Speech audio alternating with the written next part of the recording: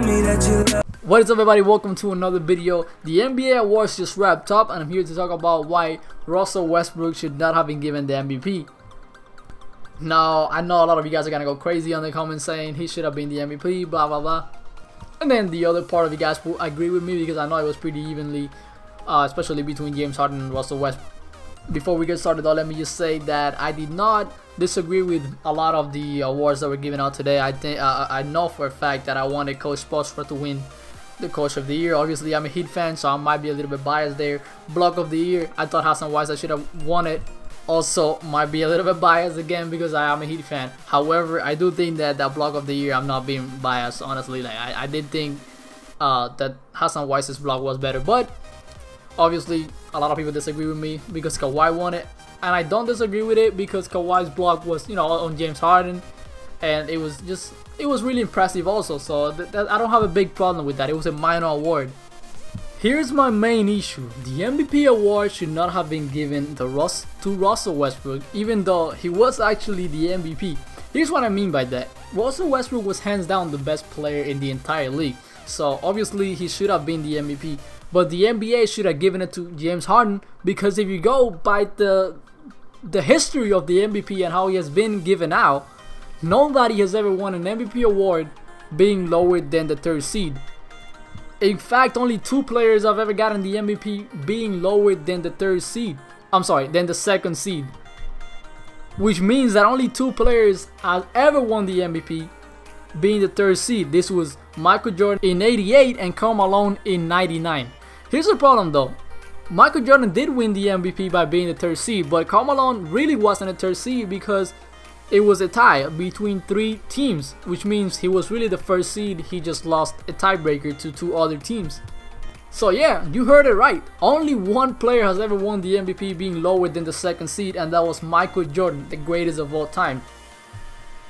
Now, one may argue that the season Russell Westbrook had was MJ-like, and I will agree with you. It was a pretty goddamn great season, but Oscar Robertson also got a triple-double, and he didn't win the MVP.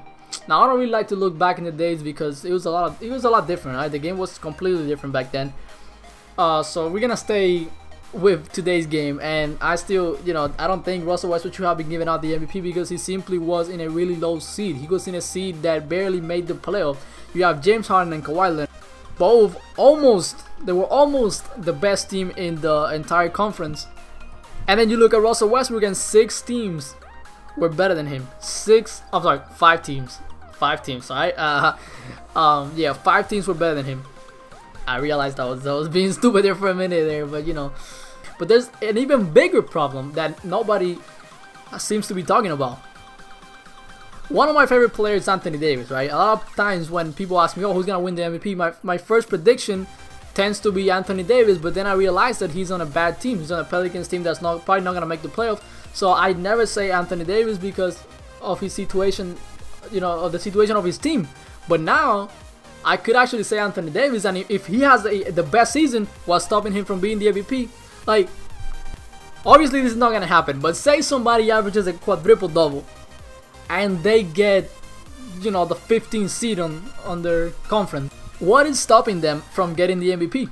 You know, now that's the way I see it now. I feel like same with the super teams. You have the LeBron super team or the Celtics super team or whoever you want to say started the super teams. Now you have a lot more super teams nowadays because of that.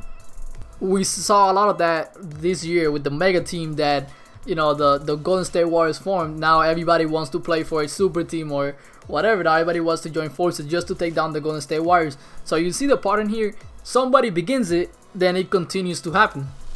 And just like because of the Golden State signing KD, you know, super team, there's gonna be a lot more super teams happening now just to take them down. And just because, and it's the same thing because Russell Westbrook won the MVP with a 6th seed, I think we're gonna see a lot more players, you know, just fighting for that MVP because they know that seeding doesn't matter no more. There's no restrictions no more.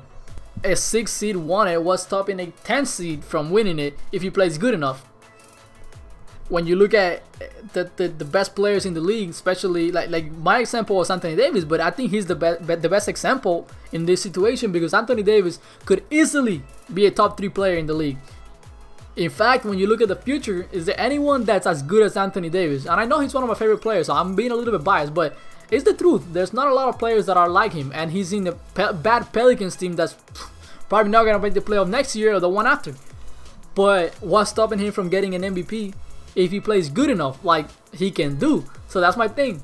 That's my problem with Russell Westbrook being the MVP. You know, he shouldn't have been the MVP. He should have been James Harden or even Kawhi. They both were in a better team, even though Russell Westbrook had a good season. And I'm not hating here, guys. I've said it from the beginning. Russell Westbrook definitely was the best player in the entire league, alright? But he simply didn't get a high enough seed to earn my respect to call him the MVP.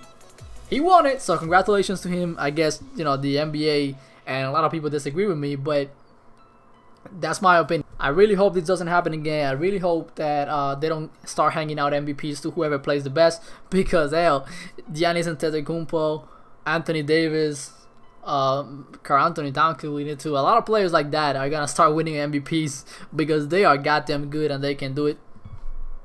But anyways, that's it, guys. Thank you guys for watching. I hope you guys enjoyed the video. Make sure you hit the like button, that subscribe button, and go down there and comment down below. But you know, whether you disagree with me, whether you agree with me, what you think is gonna happen next. Are a lot more players gonna win the MVP award, being a low overall seed? You know, leave your grain of salt down there.